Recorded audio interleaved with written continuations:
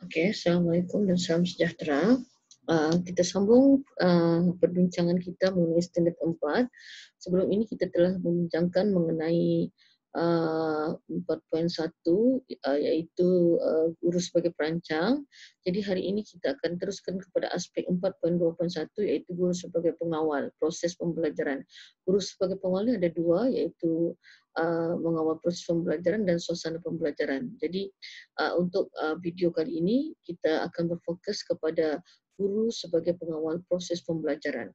Jadi apa tindakan yang harus dilaksanakan sebagai seorang guru? Okey, tindakan. Jika guru ada mengelola isi pelajaran, skop pelajaran dirancang, maka tindakan kita boleh letak 1. Mengelola masa PDPC, kita letak 1, dan memberi peluang penyertaan aktiviti kita letak 1. Selalunya kalau semua aktiviti ditulis dalam RPH dengan betul, objektif pembelajaran, maka kita layak mendapatkan 1. Okey. Cuma sekarang isunya sekali lagi sama, adakah kita layak untuk mendapatkan kualiti 4? Jadi kita terus menengok pada kualiti 4 dari segi pertama, adakah menepati objektif pembelajaran? Adakah mengikut pelbagai arah skop murid, mengikut pembelajaran terbeza atau secara berterusan dalam PDPC? Okey, jadi selalunya yang menjadi isu adalah pelbagai arah skop murid. Tetapi oleh kerana kita telah menulis OPKK dengan betul, objektif pembelajaran dan kriteria kejayaan dengan betul, maksudnya di bahagian 2 ini sepatutnya kita tidak ada masalah lagi.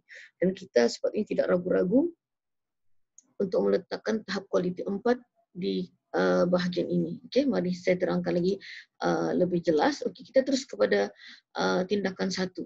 Okey, apakah tindakan 1 yang kita harus lakukan? Iaitu salah satunya itu menulis objektif pembelajaran di papan tulis. Itu antara salah satunya lah.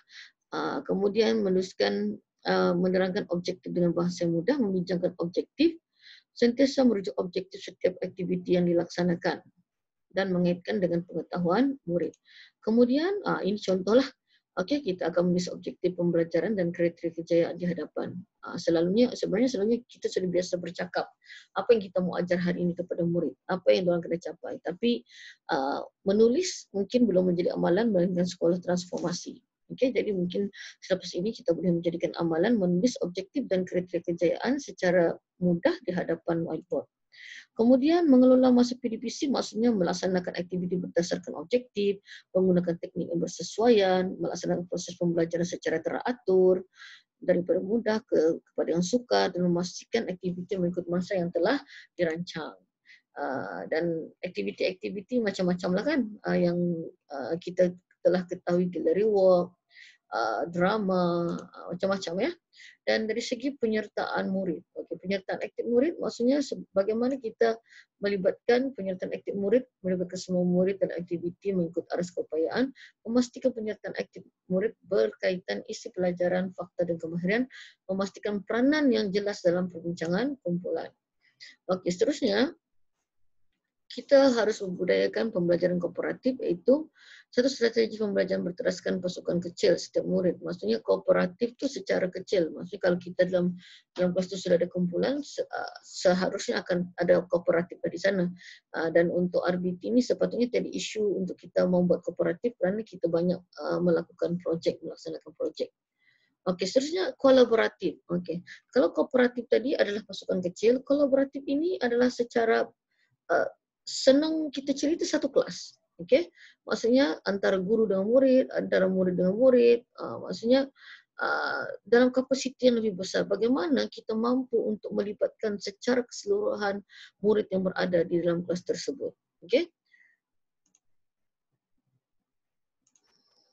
Nah, ini adalah contoh-contoh aktiviti yang boleh dilaksanakan di dalam kelas lah, yang melibatkan semua murid. Maksudnya kita tidak hanya berfokuskan kepada satu orang murid saja, tetapi kita melibatkan kepada semua murid bagaimana kita merancang aktiviti itu supaya boleh melibatkan penyertaan aktif ke semua murid di dalam kelas kita. Okey, ini adalah contoh-contoh aktiviti yang dilaksanakan di dalam kelas. Jadi untuk video kali ini hanyalah untuk aspek 4.2.1 iaitu guru sebagai pengawal proses pembelajaran. Jadi video yang seterusnya adalah guru sebagai pengawal proses suasana pembelajaran, mengawal suasana pelajaran. Okay. Untuk hari ini, sekian. Sekiranya ada soalan, bolehlah bertanya di dalam Telegram. Okay.